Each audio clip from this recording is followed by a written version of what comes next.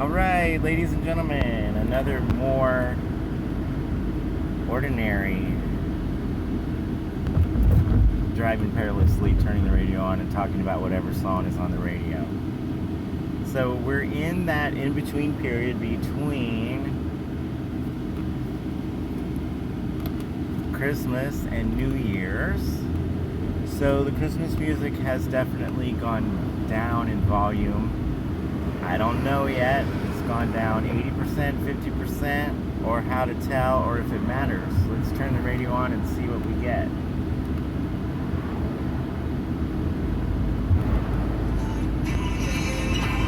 What is that? That's... Oh, okay. Took me a second.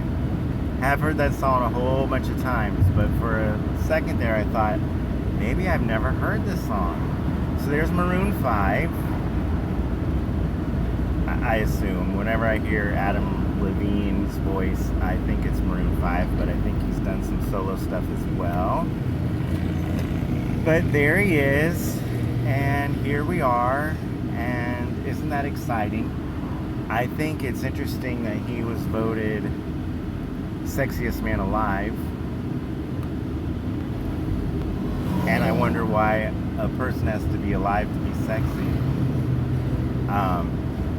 It seems like women are immortalized in photographs, and the sexiest woman can be someone from the 50s, Marilyn Monroe and Elizabeth Taylor. Like there's an all-time list, whereas the sexiest man alive is, just now. So he was voted that. And I thought that was interesting. White skin. Dark hair, though.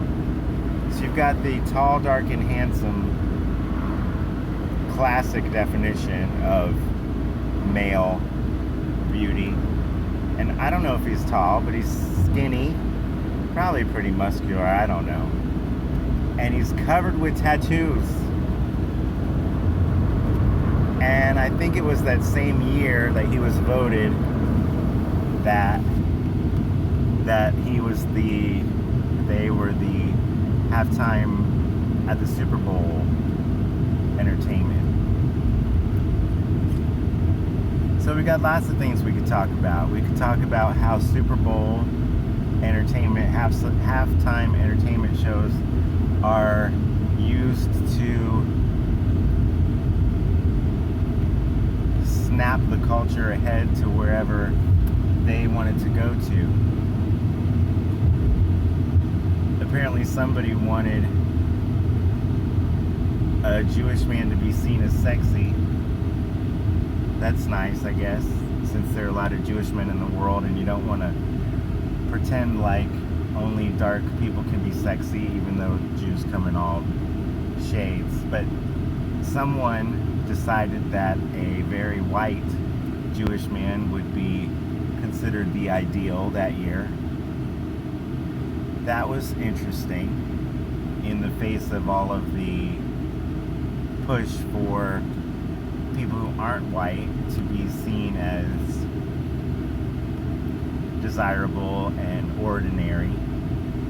And of course, for years, people did picture Americans as white, even though there have always been lots of different American groups that all come together, and we use the phrase melting pot, and then somebody didn't like that phrase, and then we use the idea that America was a stew full of different ingredients, all with their own attributes that come together to make a delicious whole, W-H-O-L-E, whole, complete part.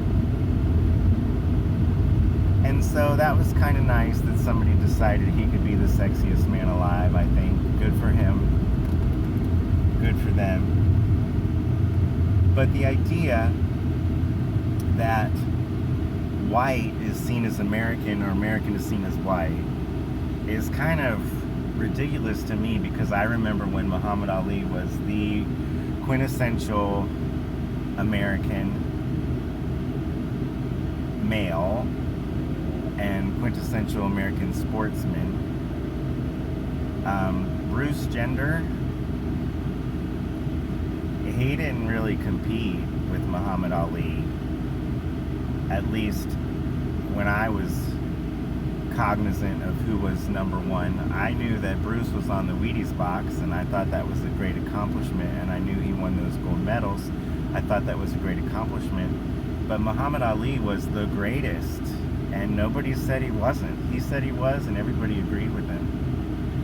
And then, of course, we had Diana Ross, the most glamorous star ever, and she was a really big deal when he was a really big deal. So I didn't really think of Americans as white.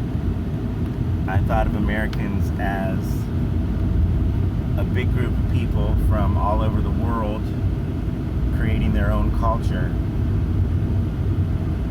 And of course, taking over for the people that were already here. Lately they've called it a genocide, but you can't have a genocide if some of them live. And believe me, I want them to live and thrive and do well and to bounce back. But genocide is such a word that, you know, it's never happened, and hopefully it never will happen. The Armenians are still here. The Jews are still here. The Native Americans are still here. It seems that the only way a group disappears is if they become part of a larger group. And that's what America, United States of America, is about to me, is people from all over the world becoming alike, even though their genes are from a different place. So there isn't going to be a genocide, a murder of an entire group, but there will be, and there are, and there have been reductions in population, which is horrible, ethnic cleansing, which is horrible, things that are called genocides, which are horrible. But the way a group disappears is it becomes part of another group. If Pharaoh kills all the male babies, then the Israelite women are going to have to marry Egyptian men, and their children are going to be more Egyptian.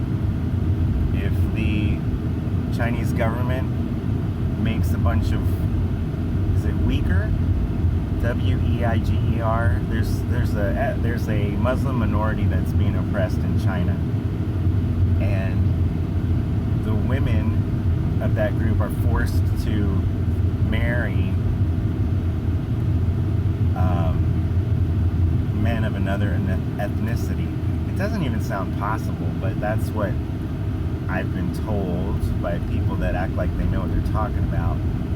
But that's the way a group is eliminated. It becomes part of another group, or it becomes diluted, or it becomes assimilated. And I think it helped me to grow up thinking that America was a place of assimilation rather than America is a place of oppression. But obviously every group has both. And which of those things do we want to encourage? Which of those things do we want to bring out? Do we want to pretend like everything done 100 years ago was wrong? Obviously not everything was wrong and not everything was right. My personal question is, as a white man, I'm not supposed to talk about sexism or racism. And I don't really know that much about sexism or racism, so, you know, okay, I guess I won't talk about it too much. But if somebody hates everybody, isn't that better than being a racist? Because at least those people only hate some people. If someone's a misogynist, isn't that better than all the people that go around hating everyone? Because at least they don't hate men. There's never going to be an equitable world for everything, but of course there could be an equitable world that doesn't care about race. But there's always going to be a group that is on top and a group that's on bottom. And do we want it to be the fat people who are oppressed? Would that be better? No. I don't think anybody should oppress anybody. But crying victim doesn't help a lot of people. I think there are times when pointing out an injustice does help. And I think there are times when pointing out an injustice doesn't help. I haven't been a woman, but I know that women get things done even when they are victims. In spite of their victimhood, I know women get things done. I know that there have been a lot of successful people who aren't white in the United States, and I know that most of the world isn't white. So, back to white man Adam Levine, who's also an ethnic Jew. I don't know what he believes. Covered with tattoos.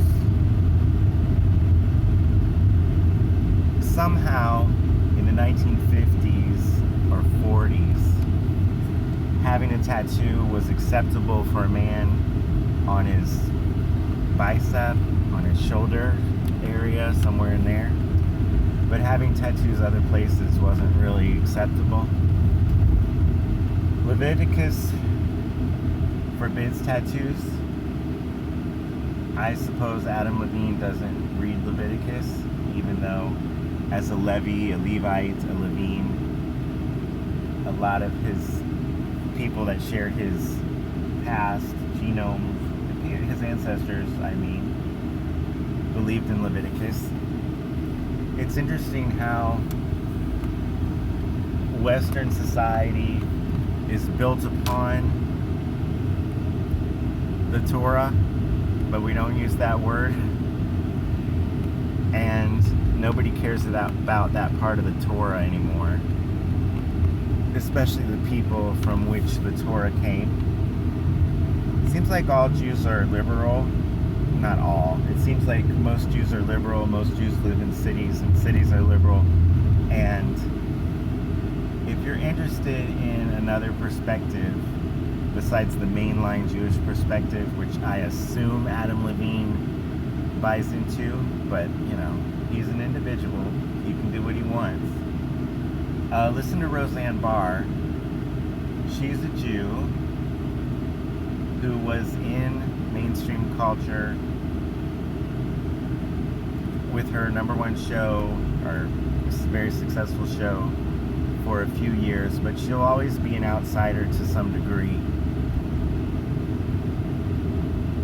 And her conception of what's liberal and what's conservative just doesn't fit with what the United States has divided into, calling itself conservative, but conservatives are not conservative anymore, and calling themselves liberal, but liberals are extremely unliberal to other people, so they're not liberal anymore either.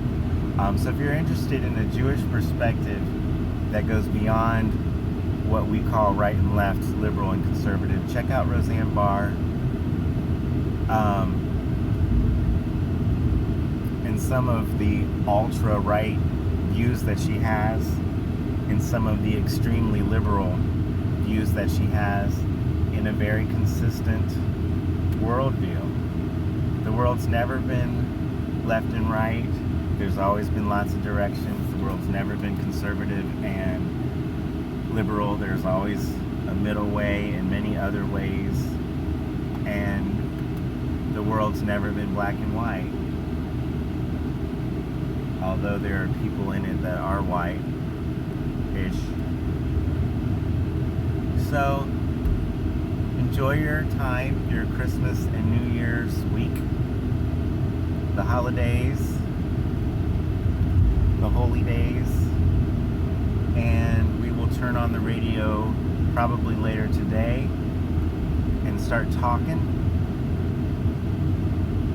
If I said anything that makes you think, good for you. I don't know why anybody would listen to this, but we all have a need to be heard. And it's just interesting to me what the algorithm of YouTube suggests and what can become popular and what will never become popular. So there you go. I turned the radio on and I spoke, and I've driven perilously. So everyone have a good December 27th, 2021.